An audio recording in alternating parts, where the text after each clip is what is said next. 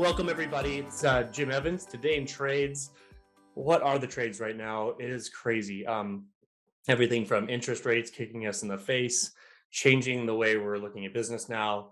Many clients are going from super busy to, oh my gosh, we better prepare for the worst. Where you all are at today, we hope that this can bring some value. So over the next couple of weeks, we're going to start to talk about the shifting landscape. But today, I'm really excited. First of all, for the 10 or 11 of you that are watching us on YouTube, check this out. We are in a room in round chairs, like it's pre-COVID again. And we are live. Yeah, and I have a great guest with us too. So other than the chair making me look fat and him look stronger, this is Eli from Employer Flexible. And I'm really excited to dive in on what they do for businesses like ours, especially, and how this is really now, more than ever, going to impact us in labor. Labor is such a big topic. Yeah, it is. How we manage it, how we request it. So welcome, Eli, to our little podcast. We're excited to have you. Hey, not a little podcast at all. I'm glad to be here. Thank you guys for hosting me live here in Missoula. Yeah. You guys are lucky to call this spot home. Pretty fun to be here. It is. I'm glad to have you. Eli Hills from Billings, Montana, and we're excited to have him. So today the topic is going to be, for those of you that watched our podcast last week on Career Plug, finding, recruiting, retaining, and getting great labor. Well, now what do we do with our labor? So we have all sorts of episodes on coaching, management, culture creating, labor pools. But the one thing we don't talk about very often is managing those people through our payroll, through our employee handbooks, through best practices, through the changing laws, the labor laws. And a lot of you driving your van right now are like, doesn't really matter to me. Doesn't matter because we've never gotten in trouble, but more than ever, it's really crucial that you are crossing T's and dotting I's when it comes to your employment. And Employer Flexible is a PEO, that's Professional Employment Organization. Yep. So today, Eli's going to talk to us about where he came from, what does a PEO do, and most importantly, I'm going to speak from some of my experience in the industry, how it can save your ass. So that's going to be the layout of this episode. So some of you can skip forward, some you can just listen in, and we're going to get going. So first of all, thank you to Big Clips for sponsoring this amazing podcast and giving me the time to be able to do this. This is really fun. So Eli, welcome. Let's start talking PEO. Yeah. First of all, how the heck did you even get into this and why? Yeah, great question. And thank you guys again for having me. I love talking about the industry, but more importantly, I love talking about small business, small to medium-sized business, because it's the backbone of our country. It's certainly the backbone of Montana. And so I grew up around small business owners. My folks have owned a women's retail store in Billings, and they're celebrating their 26th year this year. And I remember the conversation around the dinner table when I was just a little guy, my dad and mom talking about, okay, hey, we've got $78 worth of grocery money that we're going to throw at this thing to see if mom can create some more revenue for us 5 kids. And that was kind of how it was started. And since that inception of that company, and then how that took me into the PEO world, I've had the privilege of meeting tons of business owners and hearing their story. And so I care a lot about the listeners and the things that they go through every day just to make sure they're paying for their buildings, they're paying their staff, they're profitable on their jobs, because the average person doesn't get to experience that like an owner does. And so I watched my parents grow their company. They ended up locking arms when I was in late high school with a PEO that helped them in many, many ways. But they started with a strategic plan to say, where are you guys at now? Where are you trying to get to? And then how can we help you accomplish that? So that was how it got started. And I watched it through college and then had the opportunity to jump in when I graduated. And I just have the utmost respect again for businesses and what it takes to scale. That's awesome. That's what a cool kind of American story. And I often say, best employees are made in bed. Jake, you might want to edit that out later. We'll see. But your kids, growing up in an entrepreneurial family like that, you get to see things that a lot of people don't. And especially those of us who are not employers. And the good thing is most of our listeners are employers of small businesses, managers, leaders. And so first of all, your insight into small businesses is important. First question I'm going to ask you, and again, those of you that are just now waking up or listening or piping in, the way the PEO works, and I've used them before when I ran shops, Yep. is they work alongside of you to help you make sure your processes are in place. So the kind of the main categories that I know of, and then Eli's going to correct me, is payroll. That's a big one. It's a Yep. pain for all of us. Are you getting it right? Are you doing it correctly? Are you allocating it correctly? Second one that was huge for us was the employee handbook. Is it written well? Is it set up well? Is it done in such a way that is going to protect your business and protect your employees? And then lastly, and most importantly to me, safety, best practices, things like that. So not all PEOs do all of it. Not all of them specialize in all of it. We're going to dive into some of that today. But first, let's talk about employer flexible. Yeah. And let's talk about you all. So, what are the biggest mistakes and what are the biggest reasons we would need a PEO? Yeah. I'm going to say my answer, and it's something probably everybody experiences. The average business owner just does too much. They try to do it all. And I would probably do the same thing, because when you're in that spot and you started something and you put your capital on the line and your time and your energy and your vision, at some point there's a critical point where you need to relinquish that. But it's not like all of a sudden, Tuesday of May 2022 or whatever the date is, you're like, oh, that's the day I'm going to relinquish control. It's something you have to arrive at in concept, and I'm ready to graduate out of doing everything into having someone else help me in that area. So the question that we always like to ask is, what are you trying to do in increasing your capacity? What capacity do you need to scale? What are you trying to get off your plate? What are you good at? What do you not like doing? And so that's just a conversation with business owners to find out how they tick and where they're trying to get. Because if you're trying to get to 10 employees and you want to be able to golf every day while the projects are going great, that's a good goal. Or if you're like, I want to be able to scale something so I can have something valuable to sell or give away and have a 5-year goal. Okay, well, that's good to know. We know the target. So for me, I want to know with business owners how we can help increase their capacity, but that looks so different. And some people are trying to find time for something. So that's where the PEO model comes in, because there's really 3 options in my mind for a business owner. They handle all those duties. And a lot of people do that, and there's nothing wrong with that, but something will give, whether it's their own health or a project that they could have won and increased revenue doesn't get awarded because they're doing something that's not a revenue stream of the company. Number 2 is they hire that, and we are going to talk labor at some point, and what a crazy time we live in from a real estate, inflation standpoint, to people not being able to move into these markets where there are good jobs being offered, but they can't afford it now, to, name the topic on the labor category. So you hire it, though. That's an option. Or option 3, which a lot of people don't even know about. And it's that outsource model to say, okay, for a third the price sometimes of what it'd be to have a full-time employee, you can have your payroll just seamless. You can have the entire employee life cycle captured well. You can have a technology platform to see pay stubs and W-2 and PTO accrual and all those types of things. Your employee handbook that sometimes people forget to even give to a new hire because they're like, I need you on the job, get out the door. That actually gets captured in their onboarding process. So there's so much, I think, good in terms of option 3. But our job, just in that space, is to help people know that is an option. You don't have to do it all on your own and get crushed, and you don't have to hire it always internally. But both are good options. Right. Wow. That's it's really good perspective, because I think so often when we're doing consulting, or even our clients over on the Big Clip side of the house, the question is, have you sat down and written out what can you even outsource? And let's be honest, you can't outsource a great painter. Right. You're not going to outsource your key core competency, the thing that makes your business tick. And not to belittle HR, but if you can outsource something and it pays for itself, why wouldn't you? Yeah. Right. So, and I want to make it clear, this is not a sale for employer flexible. No. This is a discussion around labor efficiency, around what does PEO offer. And we encourage all of you out there, research the PEO is going to fit your business. Now, I'm going to plug employer flexible because they have that local touch. They have everything that I've enjoyed, the tools.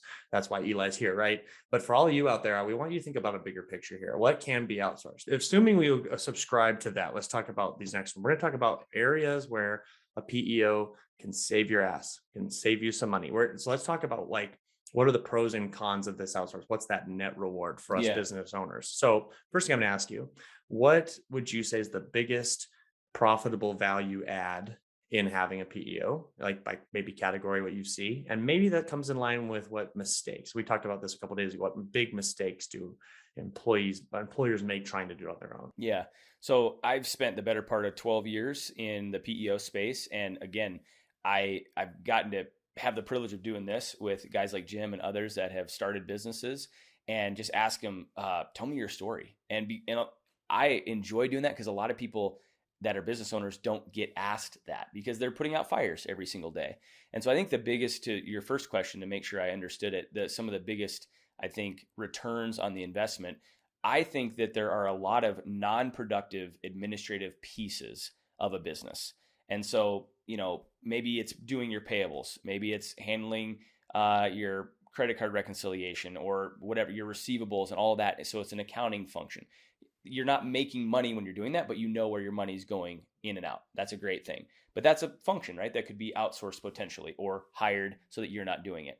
That same concept can be taken into the PEO world, because if I'm a painter or I'm a builder and I know that I can go sell a custom home, and it's even like in Missoula right now, it's say a $900,000 house, and I know what my returns are going to be on that. So do I want to be hiring staff, training them, and executing that project?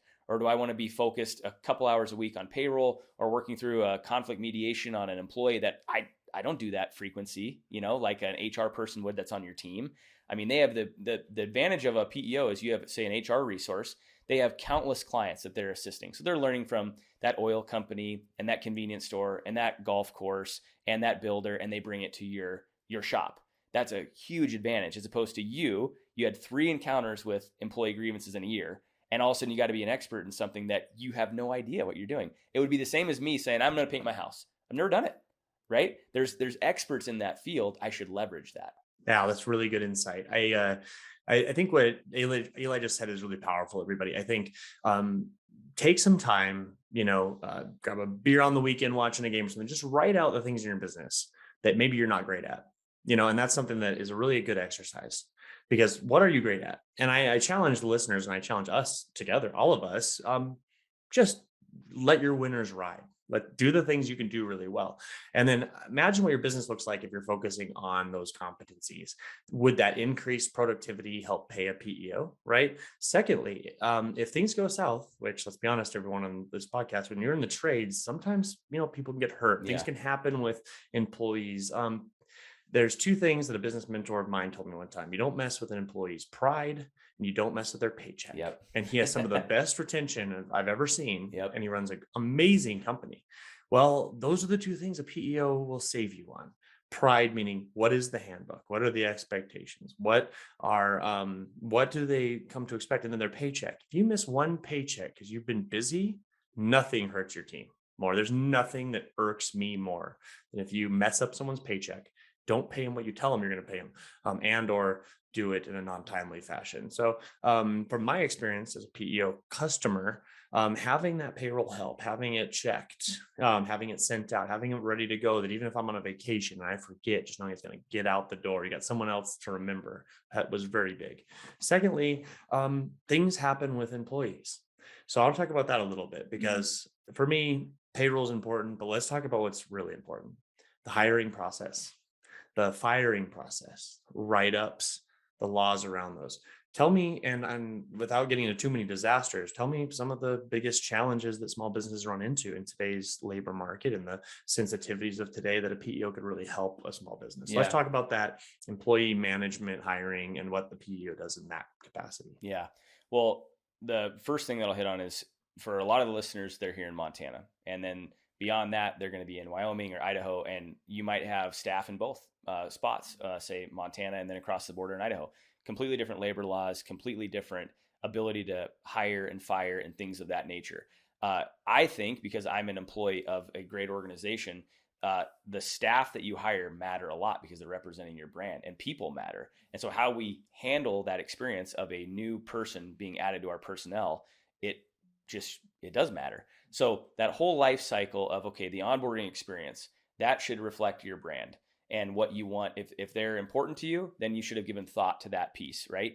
And if the wage they're paying is important to them, well, then everything should be captured accordingly. Their benefits set up correctly, their W-4. And there's a lot of little touch points along that way. Even my wife and I have 4 kids, so I've got 4 dependents. I've had situations where I've not gotten 2 of them covered because of a system error.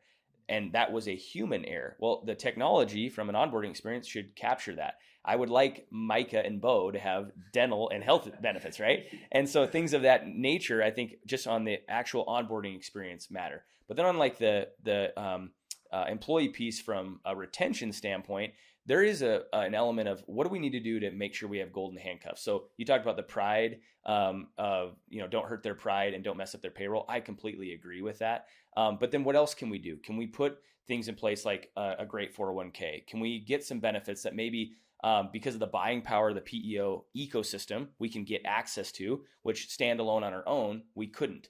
And then you actually play it forward to that day where you do need to make a termination. I have a friend right now walking through creating an operating agreement for his company. Well, he's never done that before. And so he can do it on his own, or he can lean on one of his legal resources. They do that every day. That's worth $500, $1,000, however much it's going to cost to get additional eyes on it. The same would be how you're going to handle a termination of an employee. I think we've always said, I want to bless people out the door because I want to find them the right spot. If they're not happy here, let's just have a logical and healthy conversation about how we steer them into their next awesome employment opportunity if it's not where we're at. But there are some nuances depending on the state where you reside. Do we have permission to do that right now? Do we need additional documentation? Do we need a write-up followed by a second write-up followed by a meeting with the leadership team and that employee, and then we can do the termination? There's a lot there. And laws change year to year based upon state statutes that have happened. And so I would just say, if I'm an owner and I'm about to make that decision, just like my buddy going to his attorney to get some extra advice, I'd probably go to my HR resource to get some additional advice so I know if I'm going to make that decision, I can sleep easy with it for me and for that employee. So what you're saying is a lot of us might just be doing it wrong and not even know. Oh, for sure. I think for sure. And, that works for, our listeners, though. We're all about luck, right? All of us, we got lucky getting the company going, right? You're out slinging your brushes, you're putting in windows. I'm telling you all, it's cheap and free until it's not. And so I'm not trying to scare you, but if you're driving around right now and you're thinking to yourself, oh my gosh, like I've never considered a PEO. Well, consider what happens when you get that one bad egg, when that employee does have a hard time, when you didn't follow your process, and they are in every right. What does that cost you? Yeah. Workers' comp. What does that cost you? Like we just talked about benefits. If you're thinking about providing benefits but can't afford it, why wouldn't you reach out to a PEO to see where maybe they could save you some money? And I'll tell you, for us, we weren't a big enough company to really get any kind of buying power, but we were big enough that they expect to have benefits. And I remember that was a big power of the PEO we used at the time. And they've worked with us for years. In fact, I'll call her out by name. I don't think you remember. There's a lady named Amish that helped me through a lot of years of when we needed to hire someone. She helped us out. When we needed to write someone up, she coached me through what to say. And someone who talks a lot literally has a podcast. I have a foot and mouth syndrome. Yeah. And when you're going to let someone go, it's also important to have clear messaging. And so I really encourage you all. I couldn't imagine having employees without a PEO because it's just it's hard. It's hard to imagine. Yeah. So yeah. And I don't mean this in just a geeky way. I mean, I'm in the PEO space, so I believe in the model, but I am so pro business owner because the entrepreneur is a different breed of person. And I probably am more entrepreneurial than I am entrepreneurial. Like I can work within a business and really enjoy it. But those types of guys that really need to be in charge of their organization, they've learned that about themselves. And so it's a different type of personality, a different type of mindset. And so just like for my folks, I want to figure out how we get resources to those people. They're the ones building hotels in downtown Missoula. They're the ones creating new businesses that create jobs, that allow for people to be able to buy their homes. And there's such this ripple effect of their healthy decisions. And then unfortunately, sometimes they're unhealthy decisions. And so if there's more tools that we can put in people's toolkit, like those guys that are the movers and shakers of a community, not that they're more important, I just have seen it. And I'm like, man, I admire that type of person. Yeah. Well, and that's a really good point. And let's talk about the little fringe benefits too. we all forget birthdays, and not all of our technicians are even on Facebook or have the Sure. typed in the correct birthday, so that's something I really loved about a PEO. I Yeah. still love about our PEO is that we get a reminder. These are the birthdays. These are when they are. I mean, there's little ways you can leverage that technology to remember things. Let's talk about a little bit about the technology the PEOs Yeah. bring in that's kind of new, because some Hmm. people in our podcast listeners pool, you might have used one back in the day. Things have changed, everybody. Like there's all sorts of resources. Let's talk about two kind of things. The first thing is going to be around the technology, and then we're going to travel on to kind of cost and picking the right PEO. So first, let's talk about technology. Tell me how that has helped you as a PEO to help us as a small business. What can we expect when we step into that relationship? What kind of tools do we get? Yeah, I think so. In my first chapter of work life experience, there was a technology that was real static, and so the business owner wasn't able to actually make a lot of changes to the system. They had to communicate to their points of contact to say, "Hey, Eli's getting a pay rate change from $15 to $18 an hour." He couldn't do that on his own. But the reality is, so much of the world has changed and expected that because of awesome things like the Amazons and the American Expresses and people that have great technology. So there's some really good PEOs out there that have created those systems. And that would be bare bones. You would like that. Employer Flexible certainly has that where you can make those changes and not be reliant on the staff member on the other side. Mm. So that would be, I think, critical point number one. Well, and as an owner for us, how many times do our employees be like, can I get my pay stub from like last week? And you're like, Yeah. I got to get back to the office.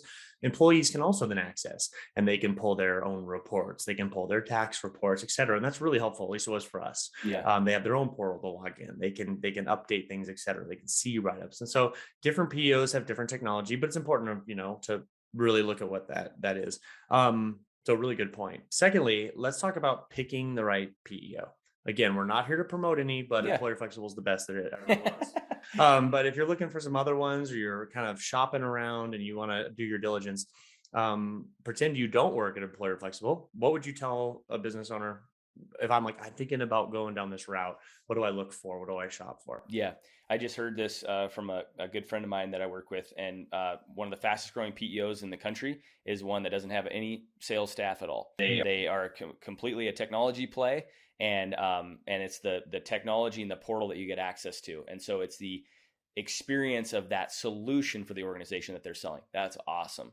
There's others that are a hybrid, that are a good technology play, but then you have some resources to call to say, hey, I'm Jim Evans, and I've got a employee situation I want to walk through. Can you hold my hand through it, even though you're remote somewhere else? That's a great option. And then there's another option, even that's more boots on the ground, where that person can come and walk the halls of the company, be an extension of the team, but it really is the flavor of the organization. And every business owner needs to find that. I'm probably more the boots on the ground type of approach, because just like this, we're doing a podcast, which we could have done virtually, but I like being here. I like being in person. I like people. And so I'd probably lean towards, I'd like to see the staff members at some point. I'd like to have a safety rep walk my construction site or walk my job site and help me with that. If I'm going to do a employee mediation, I'd like the employee there, myself there, and this HR resource who's an expert. But that's all at the discretion of the kind of the personality of the organization, which is set.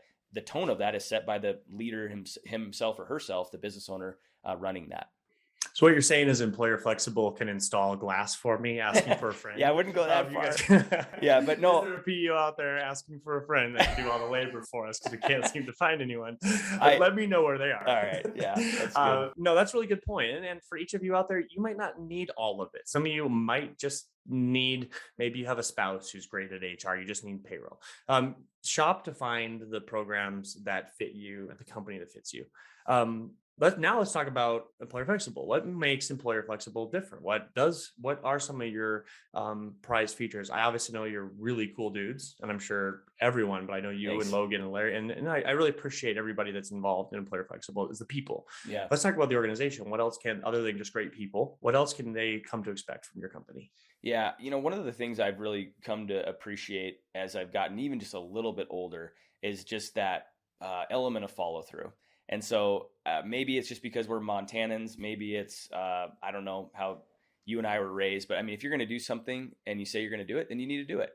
And if you can't do it, you need to communicate that the deadline has changed. And it's such a small thing, but I think Employer Flexible does that really well, and they communicate effectively. They set healthy expectations, and they're disciplined in that they know who their client is and who it isn't. One of the things that's really important from a philosophy standpoint from an organization is you either are pro, I can see me getting rid of these services that I'm currently doing and trusting somebody else.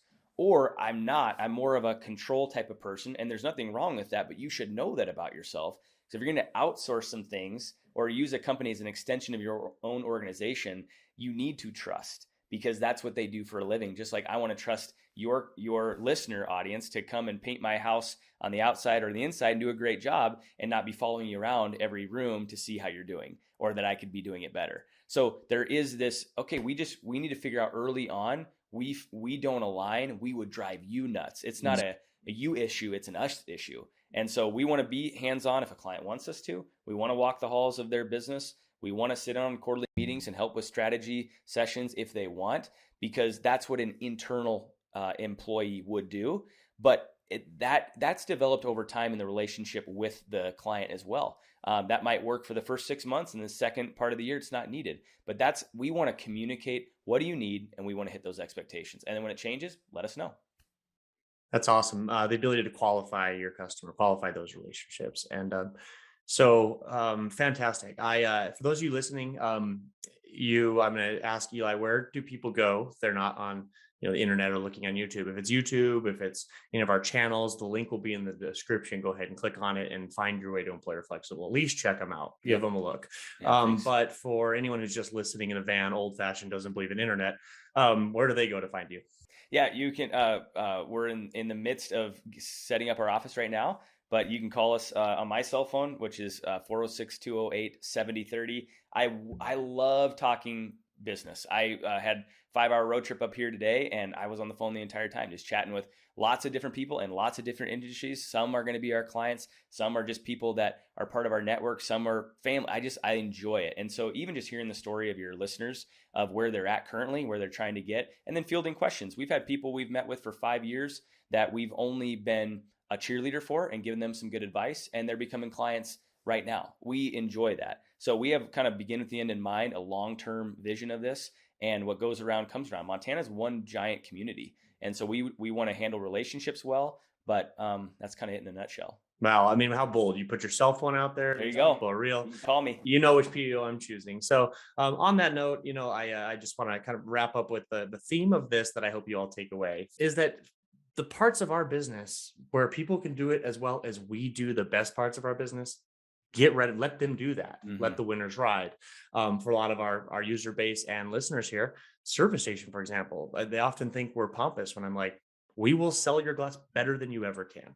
That doesn't mean we're great. It means we do so much of it. We've learned how. Yeah. They would be just as good as us if they took 4,000 phone calls a week. Yeah. Right. But that's where I can confidently say that. Let us do that domain. Now, we're not going to go put it in. We won't put it in correctly. Right. So really, the summary of this is find those areas of your business where others can take it from you and do it better than you can.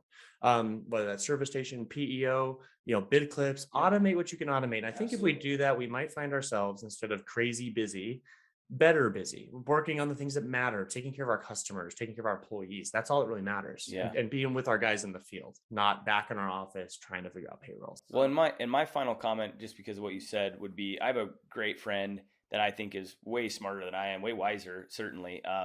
And he says it is 10 times easier to grow a strength than it is to grow a weakness. And I love that, because in order to do that, you have to kind of know yourself. And in order to then realize what your strengths are, you probably have to say no to some areas where you're spending time that's just not in your wheelhouse. And there's nothing wrong with that. But if we're going to increase capacity for the things that matter, it means probably something needs to be shelved over here so your energies can be put towards whatever that is that's a motivator for you. But certainly in any industry or any organization, it's growing your top line revenue. So how do we do that more while freeing you up to do what you are best at as the executive of your team? Yeah. Most of our listeners and most of our Bid Clips clients are described as entrepreneurs who built our business saying yes. The key to then getting to that next level is to say no to the right things so you can say yes to the right things. And so Eli just hit the nail on the head. We have got to get to that next level by understanding what do we do great. Otherwise, we will get trapped in the chaos and we'll stay. So I hope that today you all got something to take away from, to think about a PEO seriously. I think it's mandatory personally in our industry, safety, et cetera. Start outsourcing the things you can outsource, whether that's technology, PEOs, remote workers, virtual workers. We're going to talk about that later. Some of our clients that are just doing great things with virtual workers. So we have a lot of cool rollcasts coming up. We got a lot of cool podcasts coming up in all different categories. Today, I was so pumped to have Eli. I'm sure we'll have him back. Really great people. So thanks, everybody. Don't hesitate to message us if you have questions, if you think the show's terrible or great or wonderful improvement. We love the feedback. This show is for all of you, certainly not for us. Thank you so much. Have a great day. Be safe out there. Smile, listen, and take care of people. This is Today in Trade.